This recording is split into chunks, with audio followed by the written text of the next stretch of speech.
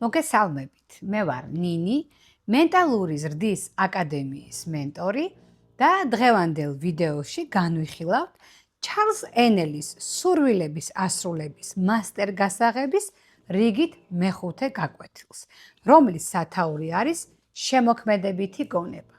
მინდა გითხრათ, რომ ჩვენს YouTube არხზე ახლა უკვე ყოველ შაბათს დაიდება სურვილების ასრულების მასტერ გასაღების ყველა გაკვეთილი.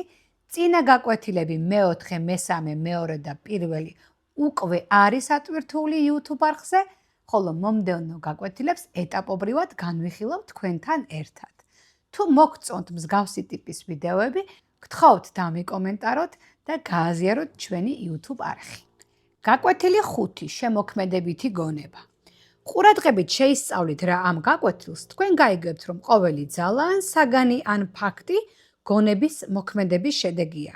გონება მოქმედებაში არის აზრი, ხოლო აზრი არის შემოქმედებითი. ეხლა ადამიანები ფიქრობენ ისე, როგორც ადრე არასდროს არ ფიქრობდნენ. ამიტომ ჩვენი საუკუნე შემოქმედებითია და სამყარო მოაზროვნეებს თავის უმაღლეს ჯილდოებს ანიჭებს. მეხუთე გაკვეთილის შესავალ ნაწილში ავტორი გვახსენებს იმას, რომ აზრს აქვს შემოქმედებითი ძალა და სწორედ ჩვენი 21-ე საუკუნე და განსაკუთრებულად ბოლო 10 წლეულები არის პერიოდი, რომელშიც განსაკუთრებული სიჩქარით იღვიძებენ ადამიანები. გვყავს ძალიან ბევრი მასწავლებელი, გურუ, მოძღვარი, რაც დრო გადის, მით უფრო მეტი ადამიანი იღვიძებს და პოულობს თავის შემოქმედებით ძალას. და თქვენც, ვინც ამ ვიდეოს უყურებთ, ხართ იმ ადამიანების ნაწილი, რომლებიც არიან უკვე გამოღვიძებული სულები და რახან ეს თემები გაინტერესებთ, ეს უკვე ნიშნავს იმას, რომ თქვენი სულიერი თვითგანვითარების გზა დაწყებულია. ესე იგი, შესავალში მოცემულია აზრი იმის შესახებ, რომ მატერია არის უძლური და ყველა მატერიას მართავს გონება. თუ ჩვენ გვაქვს გავარჯიშებული გონება, ანუ თუ ის ვიბრირებს მაღალ ვიბრაციაზე, მას შეუძლია შეასრულოს ჯადოსნური გარდასახვევი. გავარჯიშებულ გონებას შეუძლია დაბადოს აზრი, ხოლო რადგან ეს აზრი შემოქმედებითია, ჩვენ შეგვიძლია შევქმნათ საკუთარი თავისთვის ყველაფერი, რასაც მოვისურვებთ. ახლა კი გადავიდეთ თეზისებზე. ჩვენი მენტალური სიცოცხლე, როგორც მინიმუმ 90% არის ქვეცნობიერი და ამიტომ ის, ვისაც არ შეუძლია აზრის ძალის გამოყენება, ძალიან შეზღუდულად ცხოვრობს. ქვეცნობიერებას შეუძლია და გადაწყვეტს კიდეც ნებისმიერ ჩვენს პრობლემებს, თუ შევძლებთ მის მართვას. ქვეცნობიერი პროცესები მუდმივად მიმდინარეობენ. საკითხი მხოლოდ იმაშია, უნდა ვიყოთ თუ არა ჩვენ ამ საქმიანობის უბრალოდ პასიური მიმღებები, თუ ცნობიერად ვმართოთ ისინი. უნდა ხვდებოდეთ თუ არა ჩვენს დანიშნულებას, თუ უბრალოდ დინებას მივყვეთ. ავტორის თქმით, ქვეცნობიერება შეიცავს ჩვენი ცხოვრების 90%-ს და გვისვამს საინტერესო კითხვას, როგორ ფიქრობთ თქვენ, უნდა მიანდოთ ქვეცნობიერ გონებას იმოქმედოს ისე, რომ ჩვენ არ ჩავერიოთ? თუ ფიქრობთ, რომ აუცილებელია ქვეცნობიერ პროცესებში ჩავერთოთ, თუ არ ჩავერთვებით, ვიცოდეთ მაინც რა პროცესები მიმდინარეობს და ეს მიმდინარეობა რამდენად არის ჩვენთვის სასარგებლო.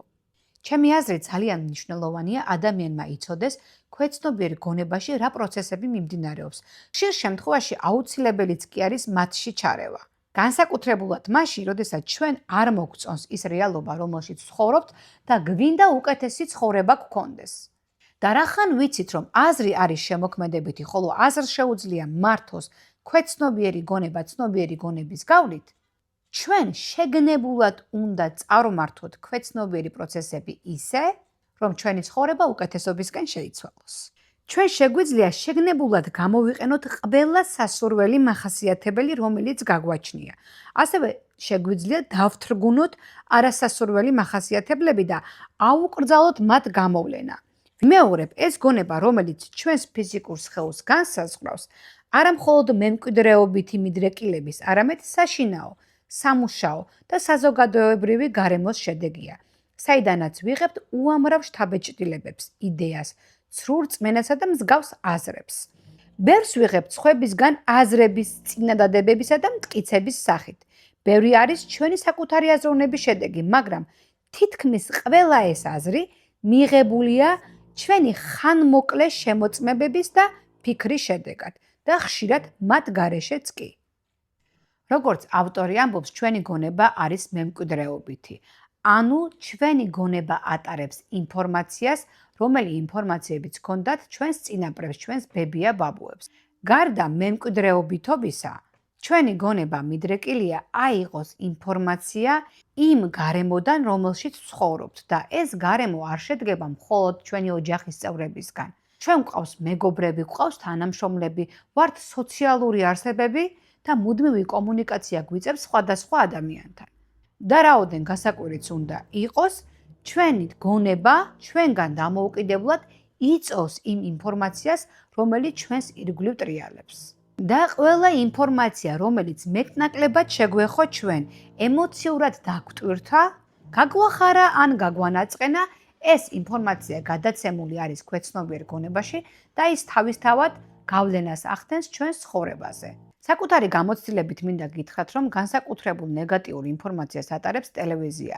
ნებისმიერ არხზე რო გადავრთოთ, საინფორმაციო გადაცემებში ყოველთვის არის გაჟღერებული ნეგატიური ინფორმაციები, სიახლეები იმის შესახებ, რომ სადღაც მოხდა მიწისძვრა, ვიღაცა დაიჭირეს, ვიღაცა გარდაიცვალა და გვინდა თუ არ გვინდა, ეს ინფორმაცია მოქმედებს ჩვენს გონებაზე და იწვევს გარკვეულ შიშს.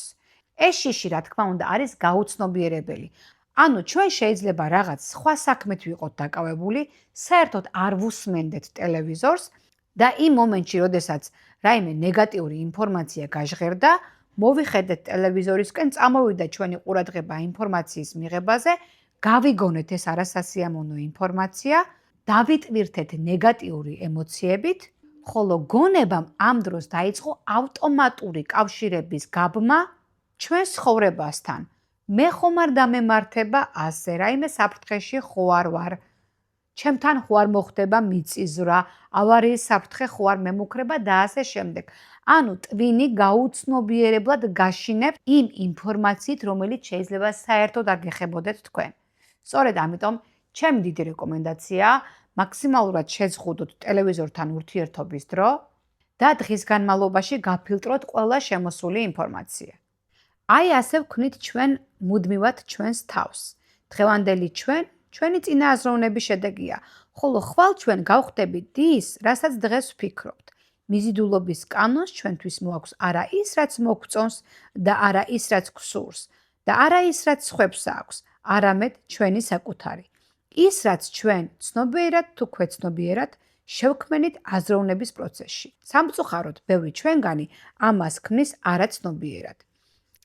ნახეთ, როგორ იქმნება ადამიანის მენტალური განწყობა. ჩვენ დღეს ვართ იმ აზროვნების შედეგები, რომელიც ჰქონდა გუშინ და გუშინწინ. ხოლო დღეს როგორც ვაზროვნებთ, ამით იქმნება ხვალინდელი ჩვენი მენტალური განწყობა. ანუ თუ ჩვენ არ მოგწონს ჩვენი ცხოვრება, უნდა დავფიქრდეთ, რა ფიქრებს ვაწარმოებდით გუშინ-წინ 1 წლის წინ, რა გარემოში ვტრიალებდით, რა იყო ჩვენი უპირატესი საქმიანობა, რითი ვიყავით დაკავებული. თუ ვიპოვეთ ისეთ მიზეზს, რომელმაც მოგვიყვანა ამ შედეგამდე, უკვე დღეს აღარ უნდა ვაკეთოთ ის ყველაფერი, რამაც ასეთი ცუდი შედეგები მოგვიტანა დღევანდელობაში. და დღეს, როდესაც ვაცნობიერებთ იმას, რომ ჩემი ყოველდღიური ქმედება ქმნის ხვალინდელ ჩემს პიროვნებას, სასწრაფოდ უნდა გადავხედო იმ ჩვევებს, იმ ქცევებს, იმ სამეწყველო აპარატს, იმ სამეგობრო წრეს, რომელიც არ შეესაბამება ჩემი მომავალი იდეალური მეს პიროვნებას. მერწმუნეთ ხალხო, ჩვენ დაუფიქრებლად ისეთ რაღაცებს ვაკეთებთ, ისეთ რაღაცებს ვფიქრობთ და ისეთ რაღაცებს ვუყურებთ, რომელიც ძალიან ნეგატიურად აისახება ჩვენს გონებაზე და ეს ქმნის სავალალო მომავალს და იმ შედეგებს, რომლებიც არც ერთ ვარიანტში არ მოგვეწონება. ჩვენთან ხშირად მოდიან ადამიანები და გვეუბნებიან, რომ გვაქვს შფოთვები, გვაქვს შიშები, მარტო დარჩენის გვეშინია და ვერ ხვდებიან რატომ. ამის მიზეზი არის ის გარემო, რომელშიც ვცხოვრობთ. არა მხოლოდ საკვები უნდა იყოს ჯანსაღი, არა მხოლოდ ტანსაცმელი უნდა იყოს ნატურალური, არამედ გარემო, რომელშიც ვცხოვრობთ და ვარსებობთ, როგორც სისტემა, როგორც ადამიანი, უნდა იყოს აუცილებლად მოწესრიგებული. თუ ჩვენ მუდმივად გვესმის ლანძღვა, გინება, ჩხუბი, ნეგატიური ინფორმაციები, ჩვენი ცხოვრებაც გახდება ის, რაც ჩვენ გვესმის. ასეთია ფსიქოლოგიური ფაქტები, მასში არაფერი არ არის საიდუმლო. საკუთრივ რო ვთქვათ, ისინი იმდენად ნათელია, რომ მათი გაგება ყველა შეუძლია. საჭიროა მხოლოდ ჩავატაროთ მენტალური დალაგება და ჩავატაროთ იგი ყოველ დღე, რათა სახლის სუფთა გქონდეს, თუ გვინდა რაიმე პროგრესის მიღწევა. აზრობრივი, მორალური და ფიზიკური სისუფთავე აუცილებელია. ავტორი მოგვიწოდებს, რომ ჩავატაროთ მენტალური დალაგება ყოველ დღე. და მენტალურ დალაგებაში იგულისხმება დავბლოკოთ ის Facebook გვერდები, რომლებიც ავრცელებენ ნეგატიურ ინფორმაციას. აღარ გავაგრძელოთ ურთიერთობა ისეთ ადამიანებთან, რომლებიც გულს გვტკენენ, გვჩაგრავენ, გვამცირებენ. თავიდან მოვიშოროთ ის ნივთები, რომლებიც გვახსენებენ რაღაც წარსულის ნეგატიურ მოგონებებს. მოკლედ, მოვიშოროთ თავიდან ყველაფერი, რაც დაკავშირებულია სევდასთან, მწუხარებასთან, შფოთვასთან და ისეთ მომენტებთან, რომლებიც აპათიურ მდგომარეობაში გვაგდებენ. და სისუფთავე უნდა შევინარჩუნოთ აზრობრივადაც, ანუ ჩვენც უნდა ვაწარმოოთ სუფთა აზრების სიკეთეზე, სიმამაცეზე, ენთუზიაზმზე, ასევე მორალურადაც, ანუ ჩვენი ქცევაც არ უნდა იყოს დამაზიანებელი და გაბოროტებული, ასევე არ უნდა ვიყოთ ეჭვიანები, გაბოროტებულები, შეშინებულები, ყველაფერი უნდა გავაკეთოთ იმისთვის, რომ ეს მენტალური სისუფთავე გქონდეს მუდმივად, ისევე როგორც ფიზიკური სისუფთავე. როგორც აბაზანაში შევდივართ და ვიწესრიგებთ თავს, აი ესე უნდა მოვიწესრიგოთ გონება და განვდევნოთ მისგან ყველანაირი არასასურველი ინფორმაცია, რაც დააზიანებს ჩვენს მენტალურ ჯანმრთელობას. ძალა შიგნიდან მოდის, მაგრამ ჩვენ არ შეგვიძლია მივიღოთ იგი მისი გაცემის გარეშე. გამოყენება ეს აუცილებელი პირობაა, რომლითაც ვფლობთ იმ დიდ მემკვიდრეობას. თითოეული ჩვენგანი მხოლოდ არხია, რომლითაც ყოვლისშემძლე ძალა იღებს სხვადასხვა ფორმებს. თუ არ გავცემთ, არხი დაკეტილია და ჩვენ აღარ შეგვიძლია მიღება. ეს სწორია ყოფიერების ყოველ პლანზე, საქმიანობის ყველა სფეროში, ყველა პროფესიისთვის. რაც უფრო მეც გავცემთ, მით უფრო მეც მივიღებთ. ათლეტი, რომელსაც უნდა რომ გახდეს ძლიერი, უნდა იყენებდეს იმ ძალას, რომელიც აქვს და რაც უფრო მეტად გასცემს ამ ძალას, მით უფრო მეც მიიღებს. ფინანსისტი, რომელსაც ფულის შოვნა უნდა იყენებდეს იმ ფინანსებს, რომელიც აქვს. მხოლოდ მათი გამოყენებით შეძლებს კიდევ უფრო მეტის მიღებას. ვაჭარი, რომელიც თავის საქონელს ბრუნვაში არ უშვებს, მალე შეწყვეტს შემოსავლის მიღებას. კომპანია, რომელიც ხარისხიან მომსახურებას არ აწოდებს, მალე დაკარგავს მყიდველებს. ადვოკატი, რომელიც შედეგებს არ აღწევს, მალე დაკარგავს კლიენტებს. ახლა ამ თეზისებში რაზეა საუბარი? ესე იგი, ვიცით რომ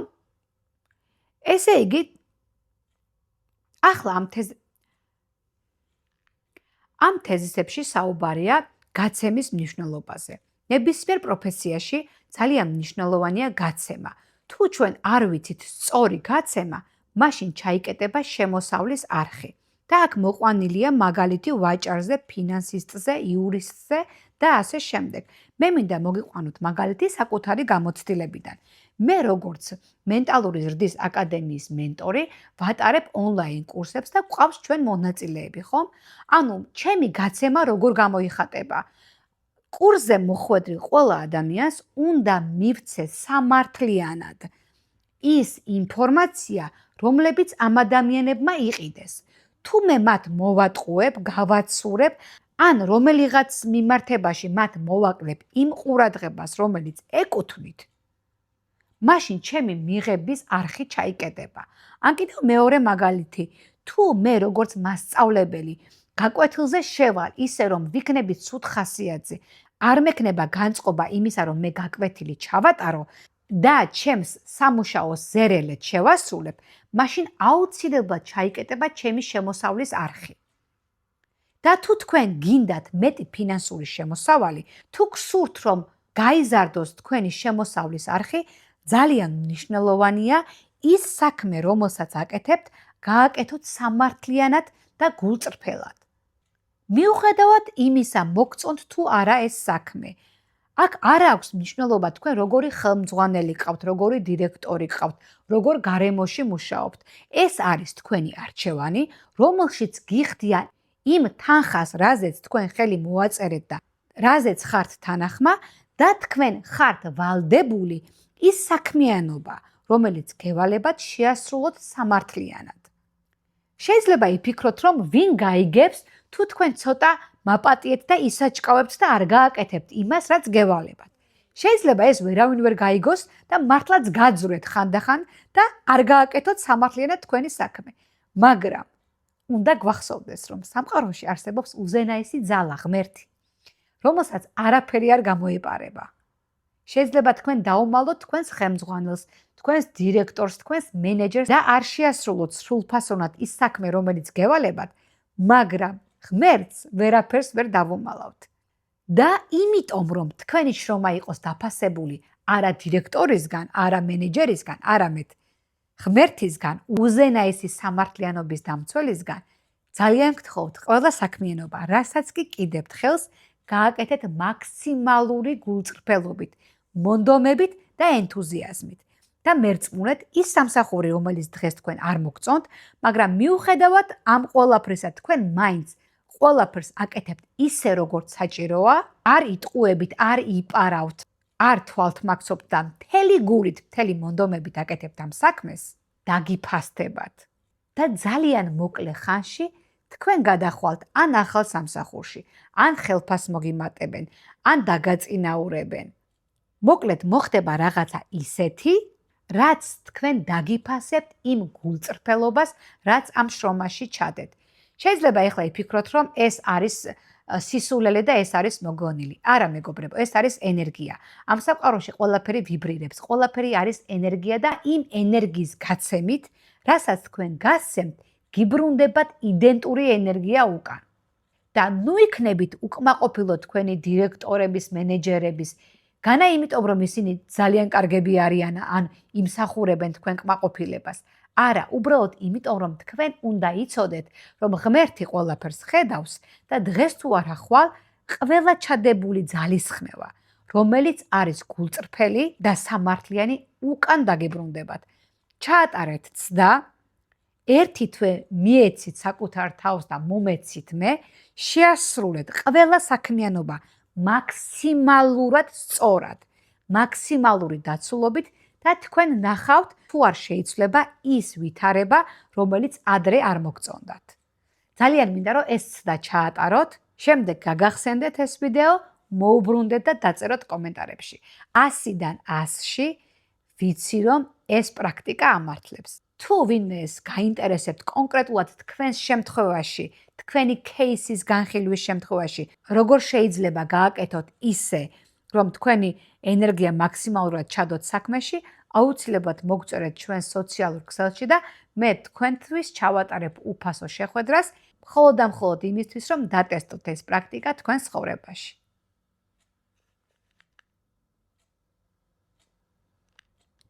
გავაგრძელოთ თეზისები, ბოლო თეზისი დაგვრჩა. ნებისმიერი ფლობა, გონების დაგროვებითი განწყობის, ანუ ეგრეთ წოდებული ფულადი ცნობიერების შედეგია. ეს ჯადოსნური ჯოხია, რომელიც საშუალებას მოგცემთ მიიღოთ იდეა, ჩამოაყალიბოთ გეგმები, რომელთა განხორციელებაც მოგიწევთ.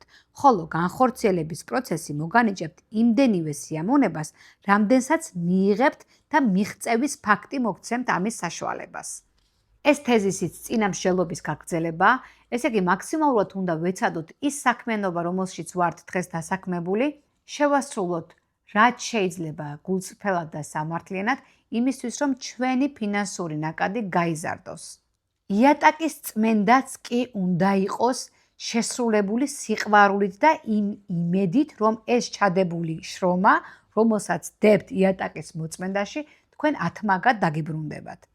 მეგობრებო, ეს არ არის ჩემი მოგონილი და არც მხოლოდ ამ წიგნის ავტორის აზრია. ეს არის მეცნიერულად დადასტურებული ფაქტი და ამასთან ძალიან ბევრ წიგნში თუ სწავლებაში შეხვდებით იმას, რომ რასაც გავცემთ, იმას ვიღებთ.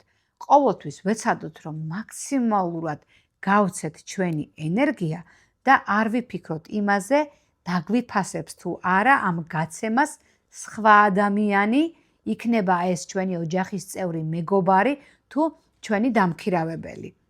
ყოველი გაცემისას ჩვენ უნდა გქონდეს ქვეცნობიერად ინფორმაცია იმის შესახებ, რომ ყველა ნაბიჯი, რომელიც არის სწორად გადადგმული, რომელშიც არის სიკეთე, რომელშიც არ არის ტყუილი, იქნება დაფასებული უზენაესი მოსამართლისგან, რომელსაც ღმერთი ქვია. და ღმერთი არც ერთ გრამს სიკეთეს ადამიანებს არ უკარგავს. და ნურასდროს დაელოდებით იმას, რომ ადამიანმა დაგიფასოთ თქვენი გაცემული. ყველაზე დიდი დამფასებელი მართლა ღმერთია და ძალიან მინდა რომ ეს დატესტოთ საკუთარ თავზე და დარწმუნდეთ იმის ჭეშმარიტებაში, რასაც მე ვამბობ. ახლა კი გადავიდეთ ნომერ მე-5 სავარჯიშოზე. ახლა კი დროა გადავიდეთ რიგით მე-5 სავარჯიშოზე. შეგახსენებთ, რომ ყველა სავარჯიშო სრულდება 7 დღის განმავლობაში. სავარჯიშოებს უნდა დავუთმოთ 15 წუთი თვალდახუჭულ ჯდომარე პოზიციაში.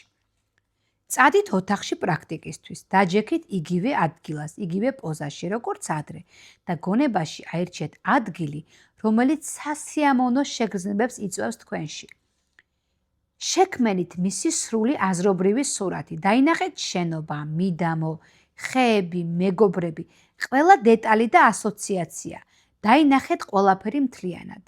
თავიდან აღმოჩნდება, რომ თქვენ ფიქრობთ ყველაფერზე იდეალის გარდა, რომელზეც კონცენტრირება გინდოდათ, მაგრამ ეს არ უნდა გაწუხებდეთ. დაჟინებულობა თავისას იზამს, თუმცა იგი მოითხოვს, რომ ივარჯიშოთ ყოველ დღე და არ გამოტოვოთ არც ერთი დღე. ანუ რა უნდა გავაკეთოთ მე-5 კვირის სავარჯიშოს, როცა ვასრულებთ. უნდა გაიხსენოთ თქვენ ცხოვრებაში მომხდარი რაიმე სასიამოვნო მოვლენა და ფაქტი. აღიდგინოთ ის მეხსიერებაში, გაიხსენოთ ყველა დეტალი, სად მოხდა ეს მოქმედება, ვინ იყო თქვენთან ერთად, რა გეცვათ, რა საკეთებდით და 15 წუთის განმავლობაში აი ეს უნდა წარმოიდგინოთ. ანუ გააცოცხლოთ გონებაში წარსულის რაღაც სასიამოვნო მოგონება. მუშაობის პროცესში აღმოჩნდება, რომ თქვენი გონება გაიქცევა რაღაც სხვა ამბავზე. ანუ დაგავიწყდებათ ის, რისთვისაც დაჯექით სამუშაოდ. მაგრამ ამან არ შეგაშფოთოთ, მოაბრუნეთ თქვენი გონება და ისევ დაიწყეთ იმ წარსულის მოგონებაზე ფიქრი.